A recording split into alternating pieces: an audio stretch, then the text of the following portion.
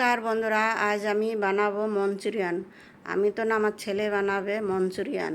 পাতাকপি, গাজর, ক্যাপসিকাম এই নিয়ে ভালো করে কুচিয়ে, যতটা কুচিয়ে পারা যায় ততই কুচাবেন।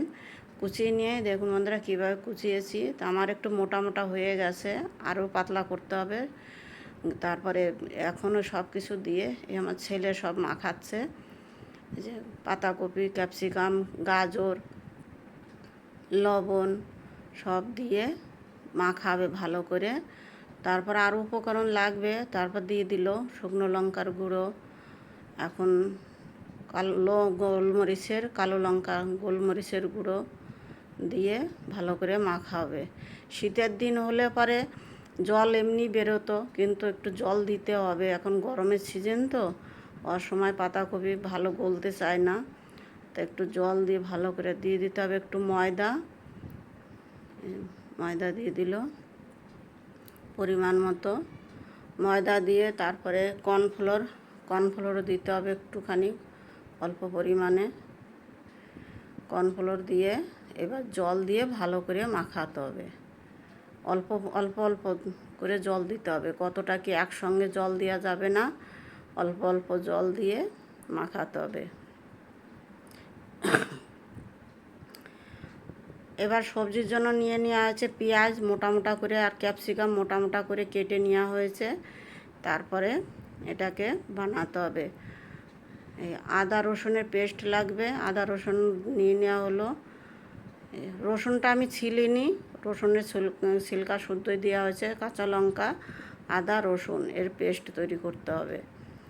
লঙ্কাটা যেই পরিমাণ আপনারা খাবেন সেই পরিমাণেই দেবেন। এই যে দেখুন দরদরা হয়েছে, দরদরা করে পিষতে হবে। কড়াইতে তেল দেওয়া হয়েছে, তেল দিয়ে যে পাতাকপির যে মাখানো হলো ওটার বড়া তৈরি করতে হবে। এই যে ছোটো ছোটো বলের মতো তৈরি করতে হবে। বলের মতো তৈরি করে নিয়ে তারপরে ওটাকে বানাতে হবে। এক এক করে সব দিতে হবে। বলগুলো তৈরি করতে একটু টাইম লেগে যাচ্ছে, যার জন্য কড়াইতে ছাড়তে টাইম লাগছে।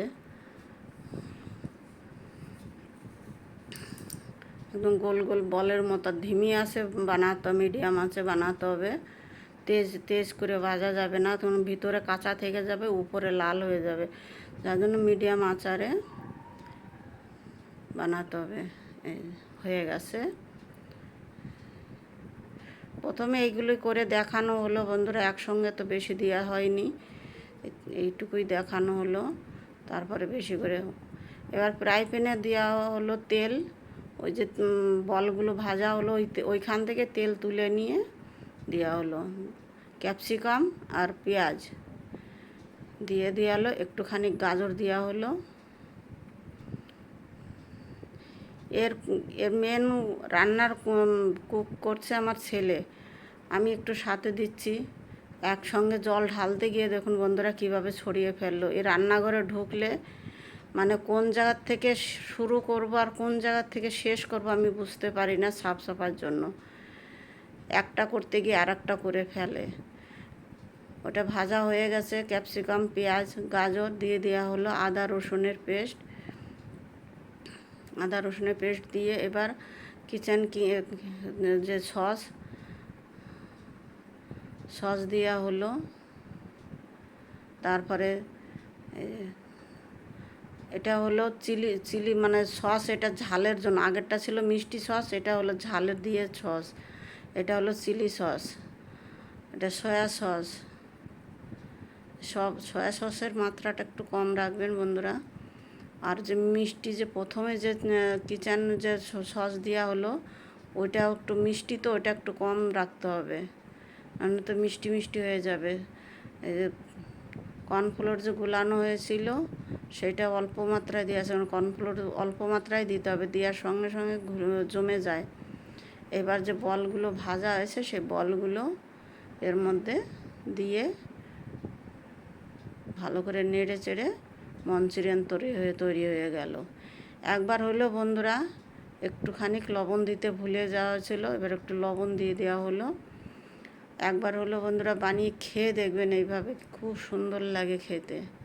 মঞ্চুরিয়ানের রেসিপি তৈরি হয়ে গেল। ভালো লাগলে একটু লাইক শেয়ার কমেন্ট করবেন বন্ধুরা, ফলো করবেন, শেয়ার করে দেবেন বন্ধুরা, লাইক করবেন।